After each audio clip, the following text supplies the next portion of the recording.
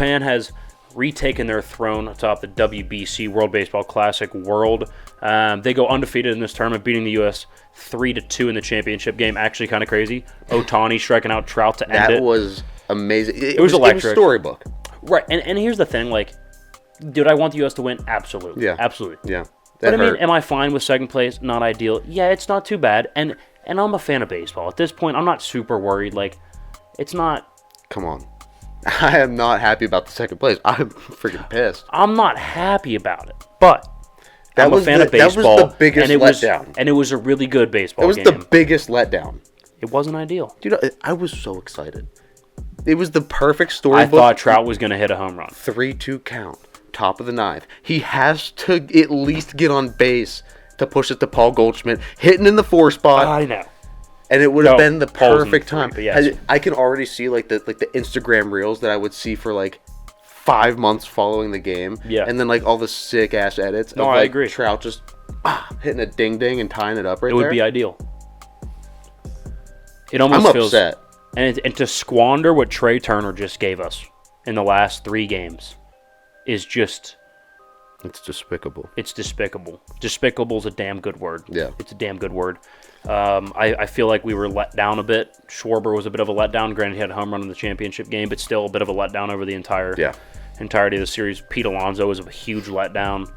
I thought Bobby Witt, for being a young guy, played pretty well. Cedric Mullins, for getting some not as much playing time, played pretty well. And what's up with the pop-ups on plus counts? Pop-ups on plus counts was a big problem. I thought Real Muto, and I thought both of our catchers were pretty underwhelming. Our staff did not pitch very well, and here's the thing: we still got to the championship game. We have a really good team, and we're going to be good for the next WBC too. We have some young talent, so we should be just fine. I know you're not getting compensated for any of these games, but for the love of God, when it's 3-0, why are we swinging and trying to just he's elevating? We're 3-1 popping up into the infield. Like, that's got to be a pitch that you are putting into orbit. It hurts. I'm with you. It hurts. Okay, next 2 stories here we'll kind of do as one. We'll do a good cop, bad cop here. So we'll start good cop. Okay. The Bears trade out of the first pick. They will swap picks with Carolina, so they'll go back to number 9. They will get Carolina's first next year. I think they will get a second this year, and DJ Moore. Love the move. So you go get, I wouldn't call DJ Moore a high-end 1, but he's certainly a 1 in this league, I think. I think he's a low-end 1, but he's a 1. He's a massive upgrade at the wide receiver 1 on that team. Yeah. Massive. He's super productive. Right now, he'd be the franchise leader. 105 plus years of Chicago, he'd be the franchise leader in receiving. Yeah. I mean, he's been playing like 5 years. Well, 6 that years? trade was insane. That's a huge trade. I love the move for the Bears. Love the move. I was somewhere where I didn't have Wi-Fi and nothing was updating at all, and I knew that something had happened, but I couldn't get the details of it. So that's when I texted you. Yeah. And I was like, I think I said, trade like DJ Moore. Like, what happened with that? And I was like, what'd the Bears get? And you just replied with a haul. They did get a haul. That's a good move. That's a good move for the Bears.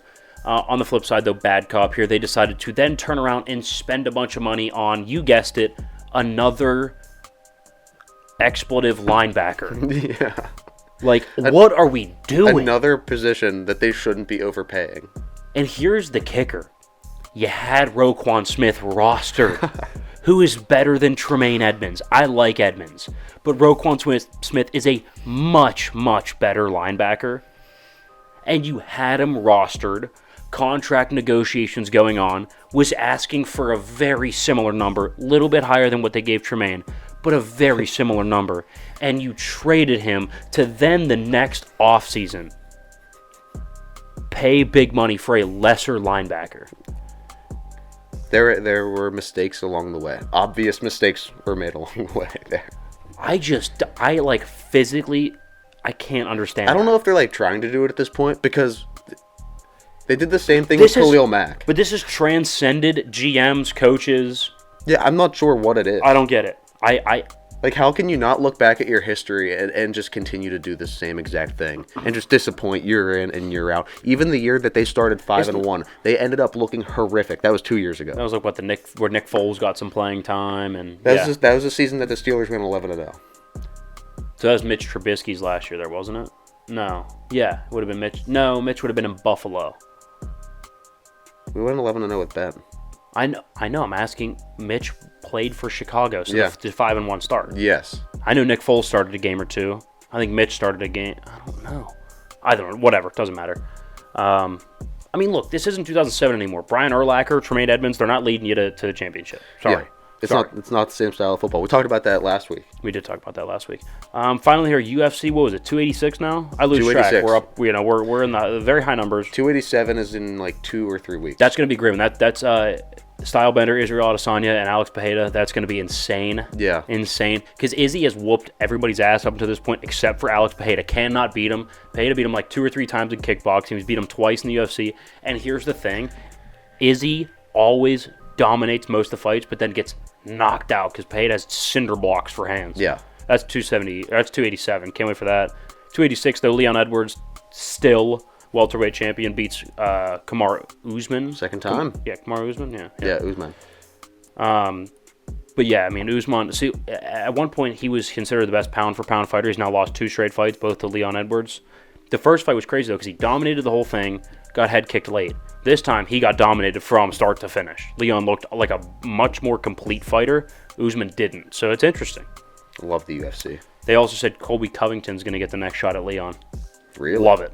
Love that. That'll be a really good fight. Colby's going to talk a bunch of shit, too. I wonder when that'll be. That's going to be a while, probably. Was it March? It is March 23rd. August or September, probably. Probably September. Yeah. Nice fall fight. Yeah. It's a big fight. Yeah, that'll be good. I mean, the UFC. It's definitely it's a title fight, so it's a main event. That'll be a card headliner for sure. It'll probably have a co-main, maybe like Alex Grasso or something. Here's the thing: the UFC, just over. I mean, I've really noticed it over the last 4 or 5 years, I guess.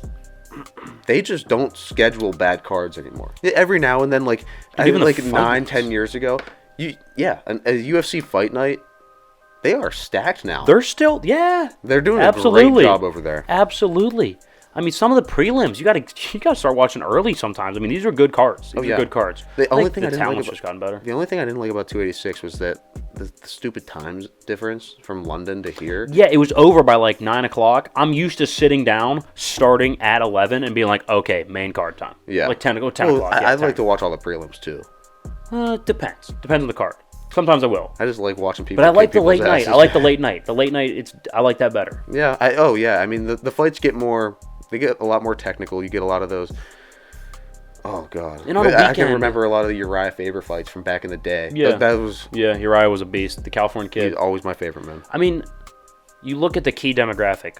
Mostly like guys our age.